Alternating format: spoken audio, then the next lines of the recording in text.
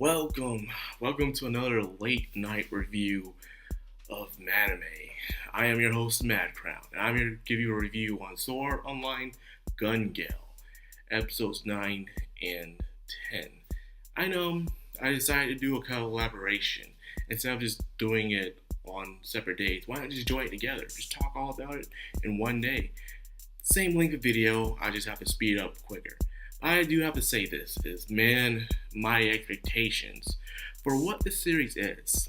I'm not saying it's the greatest series of the year or the best series of the season, but for what it is, it's just completely spectacular.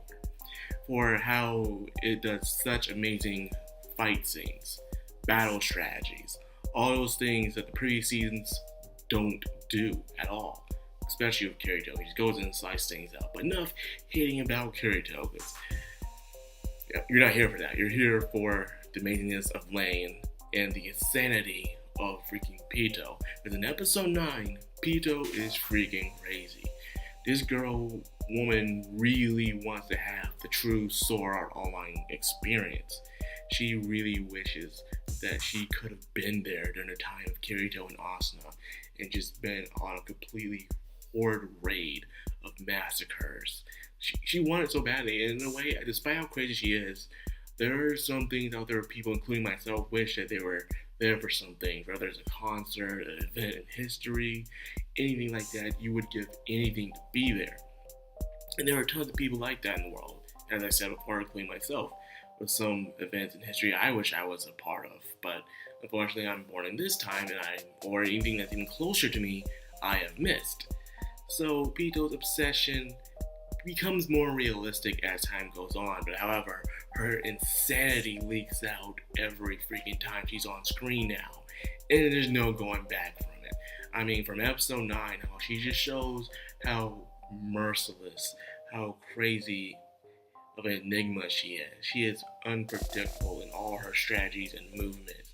These squads that wanted to team up together thought they could take her out. Nah, she did it all by herself, and plus we got some rock and music to go with it. That was amazing. I really did enjoy Pito's performance. It was just like, wow. Like, I was impressed. Like, Lynn, you got your work cut out for you, because as she was looking at it, she's like, man, I gotta kill this. How am I gonna kill this? Like, I know I'm good, but are you Pito good? And Pito good is completely different from Len good. You know, Len is showing herself as a very person that can hold her own in this game. Like, she's learned a lot of trickery of strategy. She is small, but she is fast, and she's also very strategistic. She thinks before she acts, something that's just amazing out of her character. And it showed a lot, especially with Fuka. Fuka also slowly gains experience throughout the show as well. And instead of just going in, countering, and things just take on enemies head on, she can't, because the weapons she has are long range weapons. So if she does shooting one close up, she herself will be caught in the crossfire. So what she has to do is, what she learned, is take the distance, wait on land, measure, get the feel of where she's firing at. To the point where she doesn't even need to use the laser sight no more. She just needs to shoot, and she knows where her target is. And she's learning that as the time goes on. You know, experience, the more you play, the more experience you have. And that is perfectly proven in these episodes. Especially the part where she fires the pink gas and it just covers up the way so it can give nice camouflage for Lynn and start killing some bad guys. Well, not bad guys, other opponents. And that's pretty much what wraps up episode 9 in a way. It was just showing the two ways how Pito and Lin fight. Pito brings them to her and she slaughters them, giving them the hope that they have won, and just kills them in merciless ways. While Lin comes to them most of the times, hides out and tricks them, but to the point where she kills them very fast. You know, she's out of it. Now let's get on to episode 10, because this is what really drives me crazy. You see all the teams together in this episode going full-fledged at each other, especially Team Sync against Pito and M. Okay, it was just crazy. They had a strategy. Team Sync worked up with Team Lin and Fuka. So to take out M and Pito immediately. She has to do this. It's her first priority. It's something she wants to do because she doesn't want Pito to actually kill herself. Will she kill herself? Who knows? She seems like a crazy person. It's possible. It's really, really possible. So the strategy they came up with was just brilliant, especially with Team Sync, as they were showing flashbacks of the team in reality, how they're kind of this plan to take down M, because M's a very formidable opponent. So they're just kind of a strategy like, hey, I'll kill myself so you can use me as a shield, because as you know, when your character is dead in the game, it stays behind, but it becomes an indestructible object within the game. So using them would be genius, and plus also to carry anti-tank round to destroy M's shield, and that was just good genius. And of course, they were gonna use the smoke screen with Lynn to come around and ambush Pito. But however, this is where certain flashbacks happen. A character who I thought would have more importance to the show, the green hair girl, they just shows up in the anime. But however, it shows a flashback. Apparently, she didn't like shooting. I don't know why she was hanging around these people. I guess they're trying to get her to use the game or something. They're her friends or whatever. And so she saw pretty much her karma get completely slaughtered. They were having a gentleman's agreement. Like, we won't kill each other in the first scan. We'll give you some cover and we'll leave you alone after the first scan. So it seems everything's okay until Pito just comes out and just shoots him up. Says, "Oh yeah, by the way, I'm not a gentleman," which technically that is true, but still what she did was pretty fucked up. So she has her own little story. It wasn't all that focused or big, but it did change some things of the game. For instance, how Lynn and we got two uncoveries of it. How much Lynn wants to kill Pito. Like, when she saw Pito get headshot, she was like, "No, how dare you? She is mine to kill." Like, this is something you usually see a bad guy.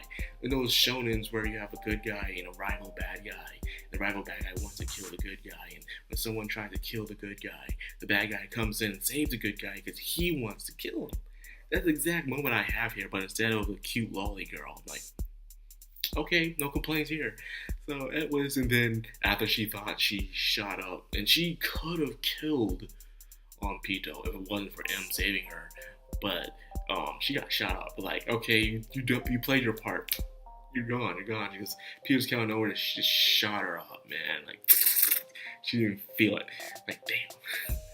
So the strategy of Team Sync and Lynn were just brilliant, except for what happened, that variable that happened, which was that girl in the sniper rifle.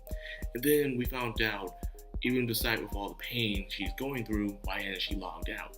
Why isn't she unconscious? Turns out she's using the nerve gear from SAO in it. So I'm like, okay, she's crazy. You just saw how much craziness she is. She was like, oh my god, I'm gonna die here. I'm dying over here. She's dying. I don't know, she probably is scared because she probably has that one of those things I call despaireify, is where someone is full out despair. They welcome despair, but yet they're happy about it at the same time. She reminds me of that, the Danganronpa characters, Remnants of Despair. Love Danganronpa, by the way. So after this, she finally comes unconscious, and they take her in. And this is where we learn from Mr. M. Despite how much he acts like he's scared of her, I don't think it's that he's scared of her. More like he's scared for her. In a way, he did show that he's a wuss and stuff like that, but probably in reality, he actually does care a lot for her, because when you saw her dying like that, you're like, oh, this is it, she's gonna go kill herself. It was tears of sadness. It's usually when you see a woman like that, like, oh god, man, like, okay, she's gone, thank goodness. No, this was tears of freaking sadness, and he didn't want to see her go like that. So in the next scene that happens, when he kisses her, like the freaking Sleeping Beauty thing, it was crazy. And I also like to see how Pito and M's subordinates, the other comrades, we don't get to see their faces or anything, but even then, they have a little bit of characterization in this episode. They're like, okay, we see you care a lot about this girl and stuff like that, so we're gonna do you a favor. We're gonna go out there and do a little suicide mission for you, and you wake her up and tell her to kill everyone. And she did. And of course, she did something. You know how badly she wants to imitate SAO. She wishes she was there, even with the death gun. And so she picks up, she has this lightsaber, a red freaking lightsaber. I'm like, oh god, we're doing Star Wars again? Is that it? We're doing Star Wars again? We already had this with Storyline Season 2 of Phantom Bullet. Now we're having again a gun yell, but this time it's the Sith side. At least it's not purple. Oh, I can't hate on purple because Samuel Jackson had purple in that. He was pretty cool. So that was it, man. I think, well, this episode, these past 2 episodes were pretty amazing, and we got 2 episodes left. So far, the studio has done a good job. Sure don't have that A1 picture budget where they can do amazing animations and even better music. But for what they have, it's phenomenal and great. Is all I have to say. And it sucks, that A1 Pictures had something like that, but it kind of sucked at it. So compared to a studio that don't have that, but yet it was still great at it nonetheless. So there you go.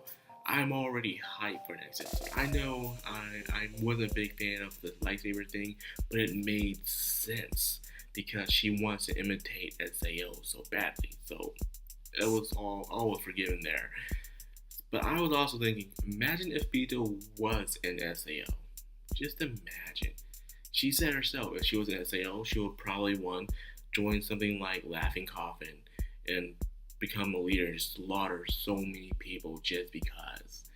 Or she would become part of the good guys and she would just slaughter all the bad people like Laughing Coffin. Either way, she wanted to kill people and be killed at the same time. She wanted that life and death experience to feel in the game. I guess you can't feel much of a life and death experience every day in real life. Even though it's possible, but it's a very slight chance for you to die every day compared to you were in SAO. So, yes, this was a wonderful episode. It's wonderful 2 episodes, and I am excited for next week, man. See how this goes down. See more of the insanity that is Pito. It's beautiful. So yeah, that's all I got for this episode. What did you guys think about Pito's insanity, or Mr. M's kind of confession, or how Lynn is taking this game very seriously than I thought she would? Very good on her part too as well. And not to mention Team Sync going in with that strategy kill. Good job for them too. So that's all I got for this episode. I hope you guys enjoyed it. If you did, please leave a like, comment, subscribe, and of course hit the bell icon so you get more notifications from me. I have been Madcrownxox, and I'm signing out. Have a good one, people.